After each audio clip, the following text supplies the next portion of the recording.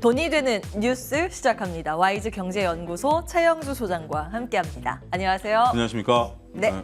자, 오늘 첫 번째 기사. 네. 싸구려 취급받는 한국 주식. 제가 표현한 건 아니고 기사에서 이렇게 표현을 하더라고요. 별로 어감이 좋지는 않네요. 아, 그러니까요. 그러니까 평가를 제대로 받지 못한다. 그렇죠. 전문 용어로 코리안 디스카운트라고 합니다. 한국 주식은 다른 국가에 비해서 할인을 받는다는 내용인데요. 얼마나 좀 할인을 받고 있을까? 자, 우리 밑으로는 얼마 없습니다. 러시아, 그리스. 우리보다 더 평가를 잘 받고 있는 국가들. 홍콩, 일본, 독일, 중국, 인도, 미국. 미국은 뭐 당연한 거고요. 덴마크가 더 좋은 평가를 받고 있네요. 다음 보겠습니다. 왜 이렇게 평가를 받지 않는가? 그 원인으로는 고질적입니다. 낮은 배당 성향, 주주 환원 미흡, 미국에 비해서 턱없이 부족한 게 사실입니다. 그래도 최근 들어서 기업들의 노력하는 흔적들은 나오고 있습니다. 우리 기업의 낮은 성장성, 소액주주 보호에 취약한 기업의 지배구조, 이것도 아주 고질적인 내용이고 회계 투명성이 부족하고 낮은 기관 투자자의 비중 등의 기타가 한 7% 정도 차지하고 있습니다. 코리아 디스카운트 해법 세미나가 열렸다고 하는데요. 소액주주 홀대에 쓴소리가 쏟아졌다고 합니다. 한국 증시는 선진국 대비했을 때 52%나 그리고 신흥국 대비했을 때도 58%나 할인을 받고 있습니다. 사실 그 경제 규모 면에서는 신흥국 안에서도 한국이 거의 상위권임에도 불구하고 제대로 평가를 못 받고 있는 그런 실정인데요. 이거 어떻게 좀 분석하세요? 일단 두 번째 요 전장을 한번 좀 보여주시면 지금 이제 물론 이제 이거 연구기관에서 나온 거긴 합니다만 낮은 배당과 취약한 지배 구조를 한 몸으로 보셔야 돼요. 비슷한 그럼 됩니다. 50%죠. 왜 우리가 배당이 낮냐라고 하면 이것은 배당 성향이죠. 배당 금액이 아니라 전체 순이익 중에 몇 프로를 배당을 주느냐가 배당 성향인데 우리가 이제 배당 성향에 대해서는 할 말이 여러 가지가 있습니다. 그동안 우리가 배당 성향이 높지 못했었던 이유 중에 하나가 미국은 배당을 많이 주는데 우리는 배당을 적게 주느냐? 우리가 이제 성장기였기 때문에 미국은 이미 우리보다 성장이 먼저 일어났고 미국은 안정기의 기업이 전환에 들었다라면 우리는 여전히 수출 주도형 성장기였기 때문에 많은 막대한 투자가 필요했어요. 그러니까 기업의 이익이 난 것을 외부로 유출해서 주주들에게 주느냐? 내부에서 재투자를 해가지고 계속해서 이윤을 창출하느냐라고 봤으면 우린 그동안 후자였다라고 봐요. 자, 그런데 지금 이제 글로벌 저성장 기조에 들어왔을 때 이러한 메커니즘이 지금도 통하느냐? 아니죠.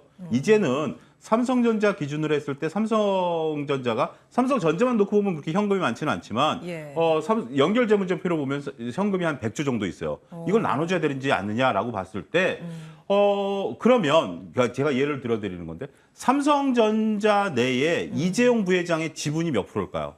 그렇게 높지가 미미하죠. 않아요. 높지가 않다 보니까 앞서 얘기한 지배구조와 관련돼 있는 거죠. 미미한 지배구조이다 보니까 배당을 많이 줘봤자 대주주가 가져가는 몫이 많을까요? 적을까요? 적죠. 그렇기 때문에 굳이 배당을 줘야 된다는 욕구가 없는 거예요. 그래서 오너 일가의 그 주식 비중이 높은 기업들이 잘 보시면 배당 성향이 좋아요. 중소기업 중에 굉장히 많아요. 쌍용 C&I가 뭐 대표적이잖아요. 그러니까 중소기업 같이 대주주 지분율이 30%가 넘어가는 기업들 같은 경우는 배당 성향이 70~80%에 달하는 기업도 있어요. 전체 순이익의 70~80%를 배당으로 주는 기업이 있어요. 금액 자체는 많지 않아도 그렇게 높은 기업들이 있어요. 근데 우리나라는 주로 이제 우리가 재벌 기업들, 대기업들이 거의 이제 계열을 막 늘리다 보니까 대주주 지분이 낮아요. 만약에 이게 배당 성향을 높이게 되면 어떤 일이 벌어질까요? 외국인들에게만 배를 불리는 삼성전자 같은 경우 외국인 지분이 뭐 거의 한 40% 정도 달한다라고 보면 외국인들 배만 불리는 현상이 일어나는 거예요. 역효과도 있어요. 그런데 그런 부분들을 우리가 배당을 보자. 첫 번째. 두 번째는 저는 가장 큰 게 이제 우리가 이제 그 지정학적 리스크. 지정학적 리스크를 코리아 디스카운트의 어떤 많은 역할을 하긴 해요. 그런 것도 하나 이제 상수다라고 봐야 되겠죠. 이건 상수예요. 두 번째는 우리가 이제 그 주주들을 과연 이 기업인들이 생각하는 게 주주 친화적이냐라고 봤을 때 결코 그렇지 않은 모습들을 좀 보여주고 있죠. 물적 분할이라든지 아니면 심지어 주총에서 발언권조차 제대로 못 얻는 그런 현상들이 벌어지고 있는 것들을 목도하다 보니까 이게 과연 우리가 그 이론적으로 내가 기업과 주주로서 내가 기업과 동행하는 것을 얘네들이 인정하는 게 맞아? 라는 생각이 드는 거죠. 그러다 보니까 전반적으로 주주 발언권이 약해지다 보니까 주식에 대해서 장기 투자에 대한 개념들이 사라지게 되는 거고 이런 것들이 결국은 코리아 디스카운트의 하나의 역할이다라는 겁니다. 자, 원인을 분석했으니 극복 방안이 있을까요? 제가 볼 때는 단기간의 극복 방안은 현실로서는 찾기 어려울 것 같아요. 않지만. 기업이 변해야 되는 거기 때문에. 그렇기 때문에 그러면 어떤 투자 전략을 가져가야 될까요? 이걸 상수로 봐야 됩니다. 그렇죠. 예. 이걸 가지고 우리가 이제 미국 대비 저평가돼 있으니까 이게 해소가 될 것이야라고 보는 시각은 저는 단기간은 아니다. 예. 그래서 지금 그냥 있는 그대로 놓고를 봐야지 우리가 왜 중국, 인도보다 대우를 못 받아? 못 받고 있는 거예요. 그런 것을 그냥 인정해야 돼요. 내가 공부 잘하고 있는데 왜 나 인정 안 해줘? 근데 당신 공부 못하는 걸 인정하고 있는 거예요. 그렇기 때문에 이 코리아 디스카운트 문제는 우리가 지속적으로 저는 이런 공청회들이 열려야 된다고 봐요. 예. 이걸 공론화하고 여론화해가지고 앞으로 이제 이런 기업들에 대해서 저는 이런 것도 하나의 줄 수가 있어요. 우리가 이제 그 ESG 펀드 같이 예. 주주 친화적인 기업들을 모아놓은 펀드 같은 것도 이건 지금 아이디어입니다만 예. 이런 것들이 만들어지고 여기에 자금이 몰린다라면 이 코리아 디스카운트 해소에 한 일정 역할을 할 수 있겠죠. 예. 단지 우리 코리아 디스카운트를 해소하기 위해서 국내 기업을 미국으로 옮기자 뭐 이런 논의는 저는 방향이 잘못 잡았다라고 예. 보고 주주 친화적인 기업들을 모아서 투자하는 아이디어들이라든지 다양한 방안들이 앞으로 개선됐으면 좋겠어요. 그렇죠. 그러니까 사실은 인정할 건 인정하고. 그렇죠. 근데 이게 지금 갑자기 튀어나온 건 아니지 않습니까? 맞습니다. 늘 깔려 있었던 디스카운트였습니다. 한국은 이 정도 할인이야. 할인 요인 중에 뭐 지정학적 리스크, 네. 전쟁 분단 국가라는 네. 점도 있고 재벌 문화도 사실 여기에 맞습니다. 포함이 됩니다. 재벌이라는 단어 자체가 해외에 없잖아요. 없죠. 우리나라로 재벌 이렇게 영문으로 그대로 표기가 될 정도로 이런 문화도 사실 디스카운트 요인이고 여러 가지가 있습니다. 그러나 이것을 우리는 계속 보면서 개선을 할 노력을 해야 된다라는 관점에서 언론도 사실 그런 의무가 있지 않을까 생각이 들어요. 그러니까 우리가 저는 그 증시가 그동안에 저는 동학개미운동의 순기능 중에 하나가 이런 예. 것들이 이제 공론화되기 시작했다라고 보는 거예요. 우리가 공매도 문제도 공론화되기 시작했고 예. 물적 분할 문제도 공론화되기 시작했고 IPO에 있어서의 거품 문제도 공론화되기 시작했고 지금 우리가 갖고 있는 그동안에 어떻게 보면 성장 일변도였기 때문에 신경을 잘 안 썼던 면들도 있었어요. 근데 이제 어느 정도 주식이 이제 대중화되고 많은 분들이 관심을 갖다 보니까 저는 이 과정이라고 봅니다. 예. 이 과정들이 우리 다음 세대 아니면 뭐 한 5년, 10년 뒤에는 지금보다는 많이 개선돼 있을 것 같아요. 그래서 지금부터 이제 시작이다. 이게 과연 다 없어지겠느냐? 여기서 어떤 특정을 하나 빼라? 쉽지는 않아요. 쉽지는 않지만 이제 이런 것들이 얘기가 진행이 될 것이 아니겠는가 싶습니다. 긍정적으로 보자면 지금보다는 나아질 것이다. 충분히 저는 희망 갖고 있습니다. 예. 자, 이제 건전한 자본시장이 우리나라에도 정착되기를 바라면서 다음 기사 열고 이제 시장에 대한 구체적인 투자 판단 듣도록 하겠습니다. 삼성 반도체 1위 내줄까라는 걱정되는 네. 포인트네요. TSMC 3분기 매출 추월 예고하고 있다고 합니다. 글로벌 반도체 1위 TSMC, 2위 삼성전자, 3위가 인텔이라는 이번에 데이터가 지금 잡히고 있습니다. 원래는 압도적으로 이제 삼성전자가 많았잖아요. 네. 작년 매출액 기준으로 봤을 때 820억 달러였습니다. 그때 이제 TSMC가 568억 달러였는데 뭐 2분기까지는 그래도 삼성이 1위를 했다가 3분기 매출을 보면 이게 뒤집히는 거예요. 그래서 전분기 대비로 해서는 삼성의 마이너스 폭이 좀 큽니다. 다음 보겠습니다. 삼성전자 최근 메모리 업황 악화로 3분기 실적 감소가 불가피하다. 사실 이게 반도체 구성 품목 자체가 TSMC랑 그렇죠. 삼성이랑 네. 너무 다르죠. 이게 네. 거의 대부분의 매출이 삼성은 메모리로 맞습니다. 편중이 돼 있고 TSMC는 비메모리 쪽입니다. 그래서 요즘 비메모리의 몸값이 올라가다 보니까 이렇게 뒤집히는 현상까지 관측이 되고 있는데 이거 어떻게 봐야 될까요? 그게 지금 오앵커 말씀하신 핵심이라고 보이는데 첫 장을 좀 보여주셨으면 좋겠는데 첫 장 같은 경우 우리가 이제 여기서 눈여겨봐야 되는 게 이제 저는 반도체 산업 자체 패러다임이 바뀌고 있다. 예. 물론 삼성전자가 이때 당시만 해도 이제 메모리 주력이었고 예. TSMC가 이제 비메모리라고도 하고 시스템이라고 하지만 여기서 그냥 편의상 비메모리로 하겠습니다. 예. 비메모리가 이제 커나가는 기업이었어요. 이건 수성의 입장이고 이건 공격의 입장이었죠. 그러다가 이 공격하는 속도가 점점 빨라지는 거예요. 비메모리 쪽에 대한 글로벌 점유율이 높아지는 거죠.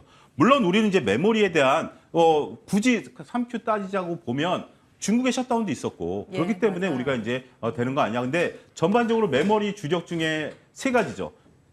PC 조금 그러네. 핸드폰 좀 그러네. 그러면 뭘로 해야 되죠? 서버용인데 서버용도 이제 더 이상 크게 이제 괄목할 만한 성장을 나타내기는 어렵다라고 보는 거죠. 메모리는 정체요. 예. 비메모리가 이제 엄청나게 사용 시세가 나타나는 겁니다. 비메모리 격차가 지금 삼성전자 TSMC가 어떠냐면 절반은 일단 TSMC에 띄워주고 이 중에 15%를 우리가 삼성전자가 갖고 오는 거예요. 그런 구조에서 삼성전자가 지금 내세우고 있는 목표가 뭐죠? 메모리 수성을 바탕으로 비메모리에 1등이 되겠다라고 지금 이제 선언은 해놓은 상태죠. 예. 근데 지금 현재 나오고 있는 성적표를 보면 격차가 잘 안 좁혀져요. 예, 너무 나요. 왜냐면 TSMC는 공격적으로 이미 과거부터 지금 이 그렇죠. 산업에 뛰어들었고 삼성은 뒤늦게 지금 뛰어들어서 뒤늦게 뛰어들고 있는 상황이기 때문에 이게 지금 이제 시작점이죠. 어떻게 보면 전 이해를 돕기 위해서 치킨 게임 중에 있다라고 보는 거죠. 메모리가 우리가 지금 삼성전자가 10년 전만 하더라도 삼성전자가 지금 정도의 메모리 위치를 차지하지는 않았었어요. 그때 당시에 등장했던 거 기억나시죠? 치킨 게임 이런 단어가 지금은 사라졌죠. 완전히 이제 삼성전자랑 SK하이닉스 없이는 메모리가 안 굴러갈 정도로 그럼요. 나머지는 다 죽었어요. 예. 일본, 미국 다 죽었어요. 근데 시스템은 비메모리 쪽은 안 그래요.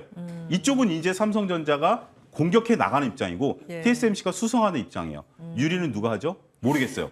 뭐 삼성전자가 시간 이겨줬으면 지나가봐야 좋겠어요. 알죠. 예. 자, 두 가지 아이디어입니다. 첫 번째는 이제 메모리가 지금 일시적으로 매출이 좀 줄어들었다라는 거고 예. 이 업계가 이제 바뀌고 있다라는 거죠. 메모리 삼성도 알고 있었던 것이 현실화된 거예요. 메모리만 가지고 메모리는 전체 반도체 시장의 20%밖에 안 되기 때문에 예. 여기서 1등 해봤자 더 넓은 땅 가서 1등 해야지 해서 지금 삼성이 공격적으로 하고 있으니 자 이재용 부회장께서 이제 올 가을에 회장으로 취임하시죠. 취임하시고 나면 이제 공격적인 기조로 바뀔 가능성이 높다라고 저는 보여집니다. 그렇군요. 더군다나 이제 이재용 회장이 되실 분이 넘어야 될 산들이 많죠. 미국과 치포 동맹이라든지 반도체 지원법에 있어서의 역할, 그다음에 이제 중국과의 역할 이런 것들을 잘 풀어내신다라면 지금 당장은 오히려 이게 삼성전자에게 저는 약이 된다라고 봅니다. 지금 당장이요? 지금 당장은 약이 된다고 보고 사람이 그렇잖아요. 뭔가 이 정도면 됐어라고 하고 배두드리고 있는 거랑 절치부심이라는 우리는 단어가 예. 있잖아요. 절치부심에서 내가 TSMC를 꺾어야지. 당장 내년 내후년의 성과는 안 나올 거예요. 하지만 이재용 부회장께서 큰 그림을 그리고 네덜란드 달려가셨잖아요. 그리고 이제 네덜란드와 순환근무 이제 또 이 얘기도 나오잖아요. 네. 이 노광 장비에 대한 부분들. 노광 장비는 필수예요. 시스템으로 가기 위해서는. 이걸 얼마만큼 이재용 부회장께서 글로벌 인맥을 통해서 노광 장비를 많이 획득해 온다라면 예. 저는 가능성이 있다라고 봅니다. 사실은 희망 회로를 돌려서 이야기를 해보자면 네. 불굴의 한국인, 그렇죠. 결국의 네. 한국 기업이지 않습니까? 우리는 늘 이제 늦게 산업에 뛰어들더라도 시간이 지나서 보면 좀 괄목할 만한 성장을 네. 다른 국가에 비해서 좀 두드러지게 그렇죠. 나타난 경우가 많았잖아요. 조선이 그랬고, 철강이 그랬고, IT 전자기기가 그랬는데 이번에도 그런 한국의 정서가 잘 반영이 됐으면 좋겠습니다. 일단은 지금은 이제 시작점이기 때문에 그런 기대를 갖고 체크를 해볼 텐데 자 중요한 건 투자의 관점에서입니다. 네. 점수를 얼마나 주시겠어요? 일단 지금 삼성전자는 점수를 주기는 좀 어렵습니다. 일단 지금 삼성전자는 저는 이제 삼성전자를 여러분들에게 몇 차례 말씀드릴 때 뭐냐면 삼성전자 주가 측면에서 올라가려면 삼성전자 재료 갖고 올라가는 지금 증시는 아니다. 지금 수급이 들어와 줘야 되는 증시고 제가 이제 이런 재료는 여러분들에게 점수를 쌓아두는 개념으로 좀 이해를 하시라고 말씀드리는 거예요. 예. 자꾸 플러스 점수가 쌓이면 나중에 이게 수급으로 변하거든요. 네. 근데 지금은 이런 재료는 마이너스 재료죠. 마이너스 재료죠. 지금 이제 매출이 줄어들었다라는 거죠. 더군다나 이 매출액 기준으로 얘기를 하잖아요. 예. 매출액 기준은 환율 효과가 들어간 거예요. 매출액 기준은 환율 효과가 들어갔음에도 불구하고 매출이 줄어들었다라고 보면 이거는 물건이 더 안 팔렸다라는 거죠. 그렇군요. 더 안 팔렸다라는 거. 지금 환율 효과를 보고 있는 대표적인 기업이 뭐죠? 현대차. 현대차는 물건이 안 팔려도 환율 효과를 보고 있는 거예요. 전통적으로 사실 IT 기기 이쪽도 환율 효과에 환율 효과를 봐야 수혜주인데. 되는데 그럼에도 불구하고 실적이 안 나왔다라는 것은 좀 수요가. 상황이 심각하다라고 봐야 되겠죠. 수요가. 심각한 상황이긴 합니다만 저는 근데 이게 이제 한 가지 희망이 있는 게 중국 경기가 죽어서 서버 경기가 죽었다라는 것도 일정 부분 있어요. 하지만 중국이 셧다운에 들어가서 매출이 안 일어났다라고 본다라면 풀릴 거 아니야? 그럼 언제 공장 가동되는 거 아니야? 이런 희망 회로는 가져가 볼 수 있다는 거죠. 지금 중국 같은 경우는 뭐 여러 가지 음모론도 예. 있고 뭐 여러 가지 있습니다. 어찌됐든 예. 돌아가면서 셧다운 있잖아요. 예. 제 친구가 중국에서 대학 교수하고 있는데 갑자기 동기방에 SNS에 올렸어요. 5시쯤에. 어느 지역에 계세요? 제가 갑자기 그건 이름 아하, 잊어버렸는데 무슨 과기대인데 아. 퇴근을 못 한답니다. 갑자기 그 대학 내 방송에 나와가지고 코로나 환자가 발견이 돼가지고 직근부로 문 닫는. 문 닫는다. 어머.